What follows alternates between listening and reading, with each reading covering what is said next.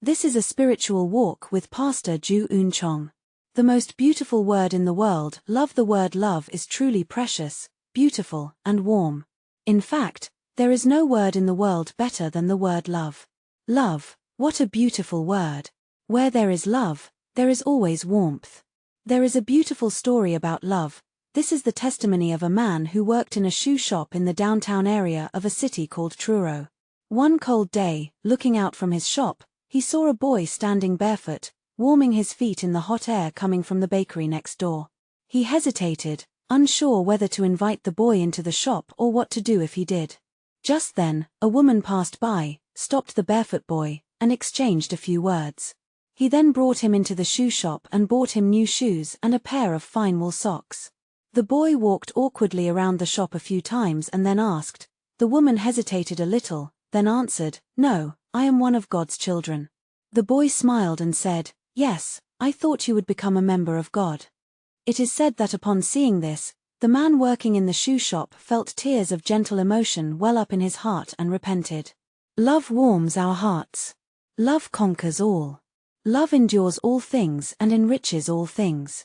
Therefore, if love is lacking, it is not simply a lack of one thing, it is a lack of everything. In The Little Prince, which remained a beautiful fantasy of my childhood, there is this line, "The desert is beautiful because there is an oasis somewhere." Love is like an oasis in the desert. Love brings life to the barren desert. It causes beautiful flowers to bloom and bear fruit. In this way, love warms our hearts and creates a place of blessing, bringing courage and encouragement. A praise for love, the power of great love. In the Talmud, a collection of the wisdom of the Israelites, there is an interesting story titled The 12 Strong Things. Stone is strong, but it is broken by iron. Iron melts in fire. Fire can be extinguished by water. Water evaporates and is absorbed by clouds. Clouds are blown away by the wind. The wind, which carries everything away, cannot carry away people alone. People are destroyed by worry. Worry is soothed by alcohol. Sleep is stronger than alcohol. Even sleep cannot overcome death. Death is powerful. Everything disappears with it. Death is the strongest and most terrifying thing, but there is something stronger than death itself. What is it? It is love. That red heart, that passionate love, surpasses even death. Love fears not death. Love is capable of sacrificing even life itself. Nothing warms humanity like love. Nothing inspires courage. Nothing strengthens a person like love. Love transcends all else. Just as Solomon, unable to forget his boyfriend in the military, ran toward his lover, pushing aside all obstacles, it was the power of love that enabled him to run up mountains and quickly climb small ones toward the Shulamite woman. Love enables us to overcome obstacles, whether high or small. Love conquers even the highest peaks and even tunnels through the insurmountable. In this way, love possesses a terrifying power. No, love possesses the ability to transcend death. In 1912, the Titanic, then the world's largest high-speed luxury liner, struck an iceberg in the middle of the Atlantic Ocean and sank with the ship, killing a staggering 1,600 passengers. At the time, people loaded women and children onto the insufficient lifeboats first, while the rest simply drowned. At that time, Mrs. Strauss was supposed to board the lifeboat, but she chose not to and drowned. The reason she didn't board the lifeboat was because, while she could board, her husband couldn't. When she learned she couldn't board with her husband, she confessed, "We have loved each other and lived together for a long time. Now we are old. Rather than leave my husband and live alone, I will follow him wherever he goes." After saying these words, Mrs. Strauss held her husband's hand tightly and went to heaven with him. In this way, love not only transcends death, but also has the power to unite what has been divided. Love is like a burning coal. Alone, it is cold. It cools. But when gathered together, it burns hot. Love burns even more passionately when shared. Love is the force that melts everything and gives everything the power to bear fruit. The film A Beautiful Mind, which won the Oscars for Best Picture and Best Supporting Actor, depicts the life of the brilliant mathematician John Nash. He discovered game theory, a brilliant concept that could be called the next Einstein. However, he later suffered from severe schizophrenia, becoming a total wreck.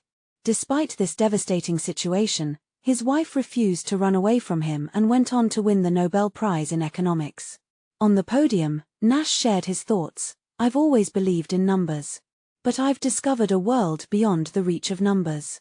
The most important discovery of my life is that all logic and proof lie in the mysterious formula of love. I've come this far thanks to you. You are the reason I exist, and you are the reason I'm alive. Thank you."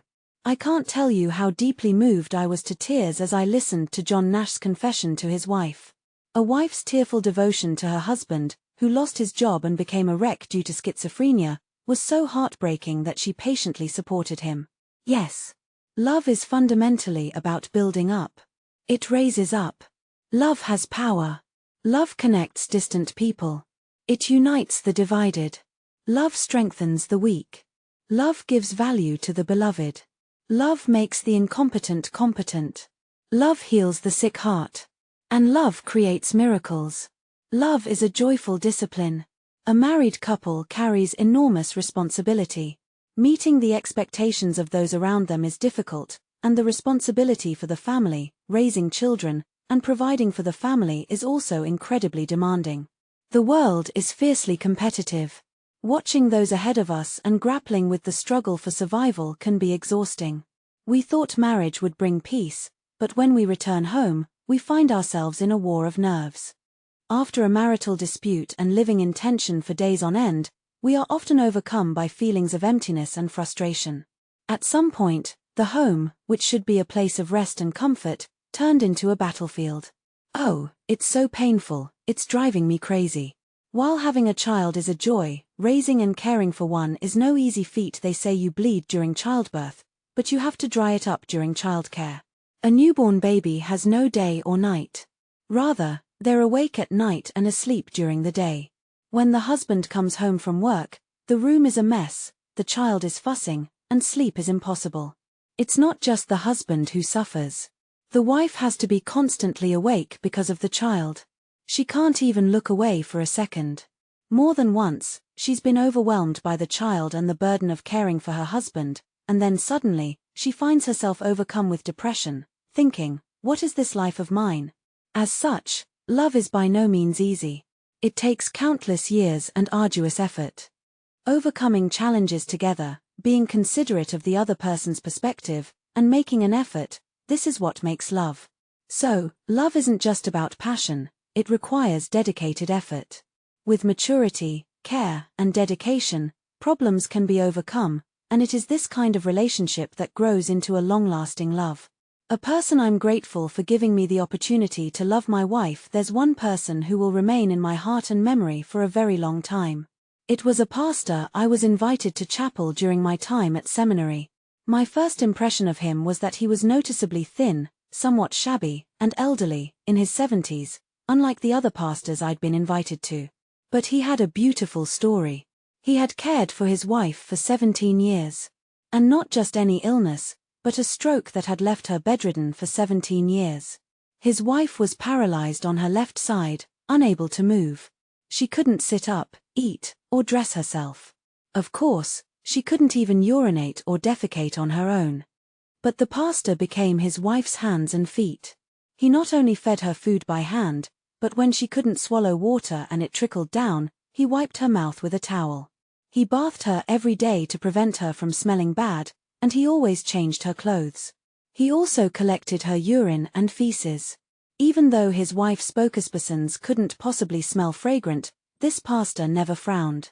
Instead, he sang hymns and diligently served her as her hands and feet. He then confessed, "I believed that my wife's illness was a gift from God, giving me the opportunity to love her.